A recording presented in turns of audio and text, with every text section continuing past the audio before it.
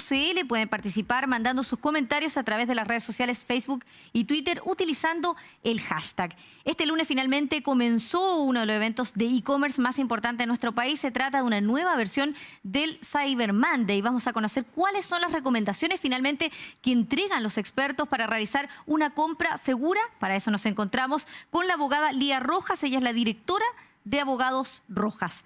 Lía, muchísimas gracias por estar aquí con nosotros. Gracias por la invitación. Bueno, para comenzar, a propósito de este Cyber Monday, cierto que se extiende hasta este miércoles 10 de octubre, me gustaría preguntarte cuáles son las principales recomendaciones que tú le entregas a los miles de usuarios que finalmente realizan compras a través de Internet.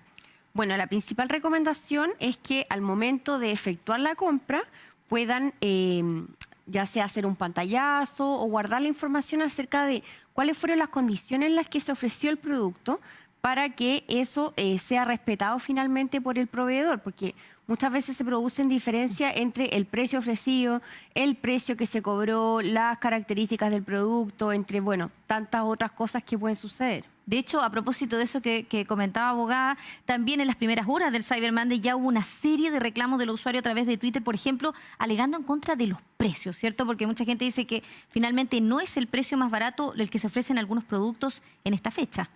Claro, lo que pasa es que ahí entramos a un tema que siempre ha sido una queja por parte de los consumidores, que muchas veces uno quiere comprar un producto y resulta que finalmente no hay stock, la oferta se acabó, el precio finalmente que pongo al realizar la compra, que pasa mucho en el caso de los pasajes, al final es más alta de lo que aparece exhibido, entonces uno dice, bueno, ¿cuál es la oferta?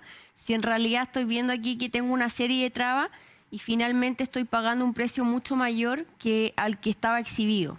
Que pasa muchas veces, sobre todo en este tema de los pasajes, y que hace un tiempo atrás también se multó porque sale un precio exhibido y lo que el consumidor va a pagar finalmente va a ser mucho mayor. Claro, con el tema de los impuestos, por ejemplo, no termina pagando muchísimo más de lo que aparece como la oferta real o lo que debería ser la oferta, ¿no? Claro, porque muchas veces la oferta dice desde, pero en realidad ese desde no está disponible.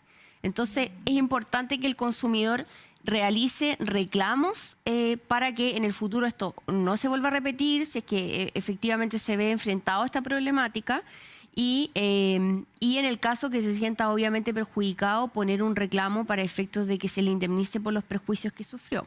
Abogada, me gustaría ahondar en un punto que usted dijo que yo creo que es bastante relevante para los usuarios que nos están viendo en este momento, que a lo mejor ya realizaron compras o que van a realizar compras en este Cyber Monday, que tiene que ver con esto de tomar, por ejemplo, un pantallazo, porque esa finalmente terminaría siendo como la garantía para esa persona en caso de que no se cumpla con lo que se le prometió.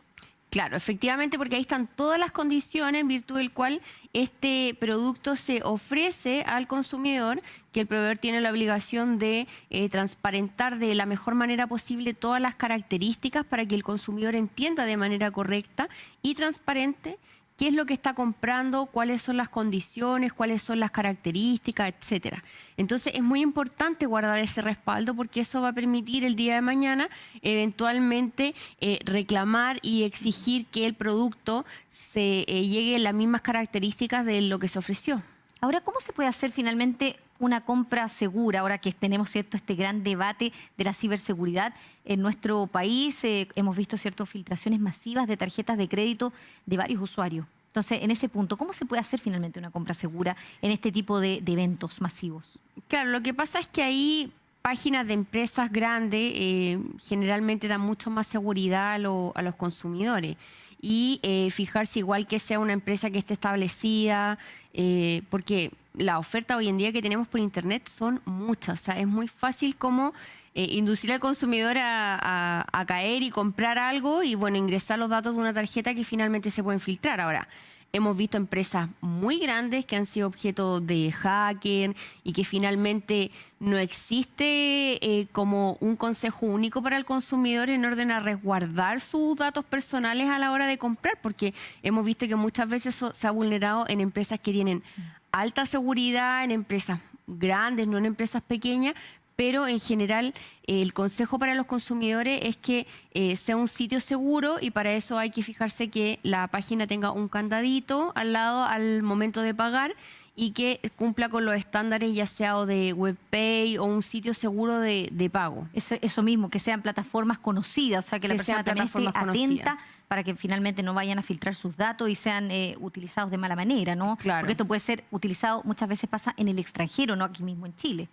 Claro, y esa es la gran, digamos, eso es como el gran inconveniente que surge a la hora de reclamar por la seguridad en el uso de la tarjeta. Ahora, ahí hay un tema también, porque si es que la tarjeta en el fondo es clonada a través de un sitio, el banco igual tiene que responder como por la seguridad que da al consumidor en el orden de, digamos, que se vulneren estos datos y se ocupe para otras situaciones. Eso mismo, abogada, para la gente que nos está viendo en este momento, o sea, el banco debe responder en caso de que una persona, que a un consumidor finalmente le clonen su tarjeta, le usen todos sus recursos, ya sea acá en Chile o en el extranjero. Claro, si se vulneró el protocolo de seguridad, el banco no está exento de resguardar al consumidor en la seguridad del acto de consumo. Y en eso también está esto de las tarjetas de crédito que son clonadas a veces por hacker o por grupos mucho más profesionales incluso del cibercrimen. No está exento de responder si es que el consumidor ocupó en un sitio seguro la tarjeta de acuerdo a los estándares que se permiten. Ahora, yéndonos precisamente a los consumidores, ¿qué se puede hacer, por ejemplo? Pongámonos en un caso en particular. Una persona compra algún producto, ¿cierto?, a través de una página de internet, aprovechando que hay una serie de ofertas, miles de productos que se están ofreciendo con importantes descuentos en algunos casos. ¿Qué pasa si ese producto no llega? ¿Qué puede hacer esa persona? Claro, y lo que pasa es que primero el proveedor tiene que dar un plazo de entrega para que el consumidor tenga claro cuándo va a recibir su producto. Si es que eso no se cumple, ya se está infringiendo este contrato que se celebró entre el proveedor y el consumidor, y en cualquier caso el consumidor siempre va a tener el derecho de reclamar de esta situación y también de reclamar de los perjuicios que ello le produzca. Y ahora, un tema muy relevante que tiene que ver finalmente, ¿cuáles son los derechos que tienen los consumidores cuando hacen estas compras a través de internet? El consumidor siempre tiene los derechos generales de la ley del consumidor, que son, en caso de que el producto sea defectuoso, puede optar por la devolución del dinero, puede optar por la reparación del bien o servicio, o puede optar por el cambio por uno nuevo. ¿Ya? Esos derechos los va a tener siempre el consumidor en caso que el producto falle dentro de 3 meses. Ahora, el consumidor además tiene otro derecho. Eso mismo que hablábamos antes de la entrevista, que yo creo que es bastante relevante. Que es muy importante a través de las compras de internet, que el consumidor tiene el derecho a retracto dentro del plazo de 10 días, desde que recibe su producto, para retractarse de la compra porque estimó que las condiciones o las características del producto eran distintas a las que finalmente él creyó que tenía el bien en este caso. Yo imagino que en esos casos, en caso de retracto, por ejemplo, la empresa no se puede negar a devolver el dinero a ese usuario que no quedó conforme. No, pese a que muchas empresas se niegan y dicen, bueno, se lo cambiamos por otro, le damos un plazo, es decir, para persistir en la compra. La verdad es que este derecho a retracto procede sí o sí en todas las transacciones de bienes que se adquieran a través de internet. Y esto incluye, por ejemplo, los viajes, los paquetes, los pasajes, los hoteles que se están ofreciendo con descuento en estos días. ¿También corre para eso? Porque ¿O eso es distinto? No, eso es distinto porque en el caso de los pasajes no se está comprando un bien, sino que más bien es un servicio que se otorga al consumidor. Pero sí, por ejemplo, en el caso de los bienes y que lleguen finalmente al consumidor y el consumidor los pueda apreciar y darse cuenta de que se trata de, digamos, algo distinto. ¿Cómo puede finalmente un usuario exigir la devolución de su dinero en caso de que el producto no sea lo que esperaba? Por ejemplo, lo que hablábamos, ese ejemplo de la bicicleta, que es como para retractar, ¿cierto? O recalcar lo que podría ocurrir finalmente en estos días de compras masivas. Claro, hablábamos, por ejemplo, de una persona que compró una bicicleta y creyó, no sé, que la bicicleta era dorada y finalmente la bicicleta puede ser color cobre o amarillo y no lo que la persona esperaba. En ese caso puede ejercer su derecho a retracto y devolver el producto y exigir la devolución del dinero. Si así no se hace por parte del proveedor, lo que puede hacer el consumidor es interponer un reclamo en el CERNAC y ya si no obtiene ninguna respuesta, bueno, primero contactarse directamente con el proveedor, por supuesto.